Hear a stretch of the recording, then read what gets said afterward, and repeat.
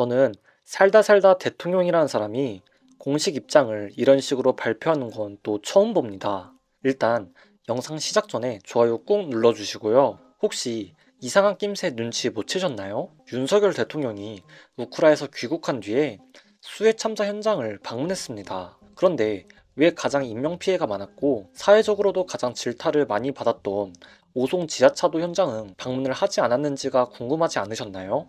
지금 참사가 벌어진 지 일주일 정도가 지난 시점에 윤석열 대통령의 공식 입장이 나왔는데 아주 황당합니다. 이걸 통해서 왜 오송 지하차도 현장은 방문하지 않았는지, 그리고 이 참사를 어떻게 생각하고 있는지에 대한 모든 걸 알 수 있는데 제가 확실하게 정리해 드리겠습니다. 일단 윤석열 대통령은 오송 지하차도 참사를 본인과는 아주 상관없는 일이라고 생각하고 있고요.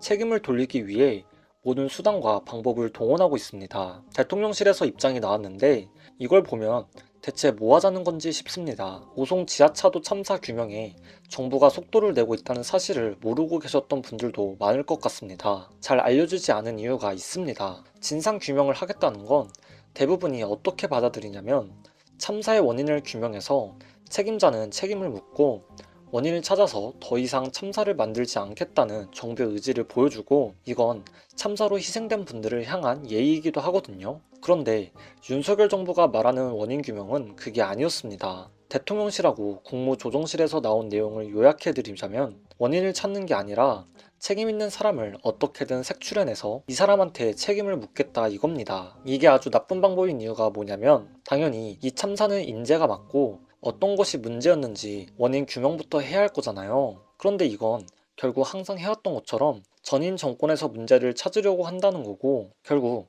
문제를 해결하고자 하는 행동이 아니라 윤석열 대통령은 이 책임에서 쏙 빠지고자 하려는 꼼수로밖에 볼 수가 없다는 겁니다. 왜냐면 이미 국조실에서 지목한 수사 대상만 봐도 이상하기 짝이 없습니다. 충북도청과 청주시, 흥덕구청까지는 이해하겠습니다. 그런데 경찰이랑 소방청에 대한 강도 높은 감찰을 진행 중이라고 해서 이게 또 뭔가 불안한 거죠. 12구 참사 때도 가장 위에 있는 책임자라 할 수 있는 대통령, 경찰청장, 행안부 장관 이런 사람들은 쏙 빼놓고 현장에 출동한 경찰과 소방관들에게 책임을 떠넘겼고, 이것 때문에 현장에 출동했던 경찰과 소방관들만 눈물을 얼마나 쏟았습니까? 지금 총리실 고위 관계자 말을 들어보면 경찰의 경우 진술이 모순되고 참사 대응 관련 허위 입력 정황이 있어 신속히 검찰에 수사 의뢰를 한 것이라고 하고요. 추가 수사 의뢰 대상자가 늘어날 수도 있다고 합니다. 제가 하나만 예측해 볼까요? 조만간 문재인 정부 인사도 이 참사랑 엮어서 수사를 진행하라고 할 겁니다. 조만간 뉴스에 나올 거니까 같이 지켜보자고요. 지금 경찰 입장은 아주 단호합니다. 참사 책임을 다른 곳으로 떠넘기려고 경찰관을 희생양처럼 쓴다는 입장이거든요. 실제로 이것 때문에 충북경찰청이 참사 당일 순찰차 일지를 공개하면서 당일 현장에서 아무런 조치를 안 했거나 출동을 안 했다는 것은 오해라고 주장했고요. 실제로 참사 당일 오전 8시 8분에 순찰차가 해당 지하차도를 통과하는 블랙박스 영상을 공개했습니다. 국조실은 그러면서 하는 말이 경찰관 6명을 수사 의뢰하면서 아예 출동하지 않았던 정황이 있다, 이렇게 밝혔습니다. 대체 국조실 사람들은 뭘 보고 이렇게 주장하냐는 거죠. 이건 역할의 차이잖아요. 지하차도에 물이 차오르고 있는데 경찰이 할 수 있는 건 아무것도 없습니다. 행안부나 충북도청 차원에서 지하차도를 미리 폐쇄했다면 모를까, 이미 물이 차오른 상황에 경찰은 할 수 있는 게 없습니다. 더 이상 차를 못 들어가게 막는 것뿐이지 사람을 구조하는 일은 소방관의 일이고, 소방관들도 물이 들어차는 상황에서는 구조 작업을 할 수 없다는 것도 너무 상식적인 거잖아요.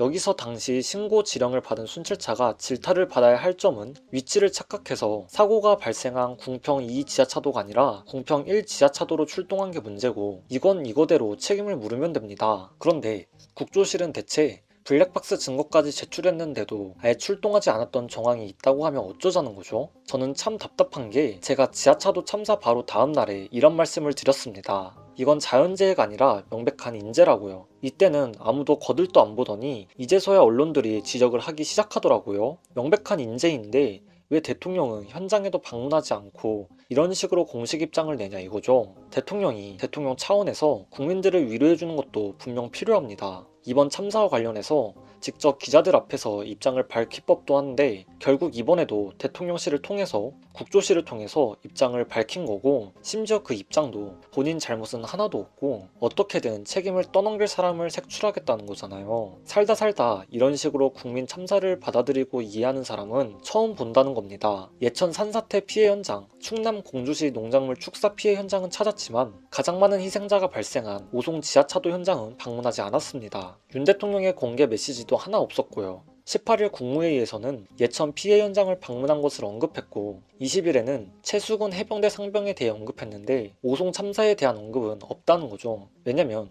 이 중 유일하게 명백한 인재로 거론되고 있는 게 오송 참사거든요. 이 사람이 얼마나 치졸한 사람인지가 여기서 드러나는 겁니다. 참사를 차별하는 것도 아니고 책임론이 강력하게 나오고 있는 사안이기 때문에 언급도 피하고 현장 방문도 안 하는 거죠. 실제로 본인 스스로 이런 말을 했습니다. 기후변화로 인한 천재지변 양상이 극단적으로 나타나고 있다. 이게 예천 산사태를 두고 말한 건데 예천 산사태는 천재지변이고 오송은 명백한 인재로 인한 사고이기 때문에 대통령 스스로 언급을 못하고 있는 거라고 해석할 수 있습니다. 실제로 본인이 한 말이 있어서 그럴 겁니다. 작년 11월 7일에 이런 말을 했습니다. 12구 참사랑 관련해서 재난의 컨트롤타워, 안전의 컨트롤타워는 대통령이 맞다. 이렇게 말했습니다. 토시 하나 안 틀리고 직접 인용한 겁니다. 대통령실에서는 또 이런 말을 했습니다. 윤 대통령이 현장에 가면 정확히 메시지를 내야 하는데 상황이 정리가 아직 안 됐다. 이건 무슨 말이냐면 참사를 참사 그 자체로 보고 국민들을 위로하고자 하는 마음으로 방문하는 게 아니라 어떻게든 정치적으로 이용해 먹으려는 거라는 거죠. 순수한 마음에 간다면 거기서 하는 발언은 당연히 상식적인 발언이 나올 건데 어떻게든 이런 일만 터졌다 하면 전임 정권과 현 야당의 책임을 밀어야 할 거라는 생각을 하니 발언이 상식적으로 나오지 않고 그래서 준비가 필요한 거 아니겠습니까? 애초에 오송 지하차도 참사는 대통령 스스로가 잘못한 게 너무나도 많죠. 당장 우크라 방문부터 잘못됐다고 짚어드렸죠. 우크라 방문은 언제든 할 수 있습니다. 심지어 일정이 있던 것도 아닙니다. 아주 즉흥적으로 갔단 말이죠. 그런데 우리나라는 매년 이맘때쯤 수해가 발생합니다. 심지어 본인이 취임하고 얼마 안 있다가 작년에도 물난리가 엄청 났잖아요. 모든 국민들이 우리나라는 여름에 물난리가 난다는 걸 알고 있는데 충분히 예측할 수 있었던 상황임에도 대통령은 굳이 우크라를 갔다 왔다는 거잖아요. 심지어 본인이 우크라에 있으면서 대통령이 당장 서울로 간다고 바뀌는 건 없다. 이딴 말이나 했으니 찔리는 게 한둘이 아니었겠죠. 결국 윤석열이라는 사람은 국민들을 위해 일하는 사람도 아니고 국민들을 위해 일할 생각도 없는 사람이라는 게 이번 참사로 또 한 번 증명된 겁니다. 그리고 하나 확실하게 말씀드리자면 탄핵 사유도 하나 늘어난 거죠. 재난 컨트롤 타워인 대통령이 재난 상황에 제 역할을 다 하지도 않았고 심지어 그 뒤로 어떠한 수습에 도움이 된 것도 아닙니다. 말 그대로 직무유기라는 거죠. 직무유기를 밥 먹도록 하는 이 사람을 언제까지 국민들이 봐줘야 하냐 이겁니다. 우리는 때를 기다리면 되는 겁니다. 항상 말씀드리지만 이미 탄핵 사유는 차고 넘칩니다. 그간 너무 많이 언급을 해드렸습니다. 윤석열, 김건희, 그리고 그 옆에 한동훈, 원희룡, 장제원 같은 간신부하들까지 너무 다양합니다. 이미 탄핵의 근거와 명분은 쌓였으니 이 근거와 명분을 이용해서 탄핵을 할 수 있는 그 순간만 기다리면 되고 우리는 그때까지 확실하게 준비하면 되는 겁니다. 이 순간이 바로 내년 총선 결과가 나오는 때고 총선 결과가 압도적으로 나와야 아주 매끄럽게 탄핵을 할 수 있는 겁니다. 국정농단 사실이 밝혀져도 국민들이 목숨을 잃어도 눈 하나 깜짝 안 하는 사람들입니다. 사실 사람이라고 부르고 싶지도 않지만 방송에서 표현할 수 있는 표현이 생각이 나질 않아서 어쩔 수 없이 이렇게 표현하는 것조차 개탄스럽습니다. 기다립시다. 누가 이기나 해봅시다. 오늘 내용은 여기까지입니다. 긴 영상 시청해주셔서 감사합니다. 여러분의 의견을 댓글로 남겨주시면 영상 제작에 적극 반영하겠습니다. 유익하셨다면 구독과 좋아요 한 번씩 부탁드립니다. 정치보감이었습니다.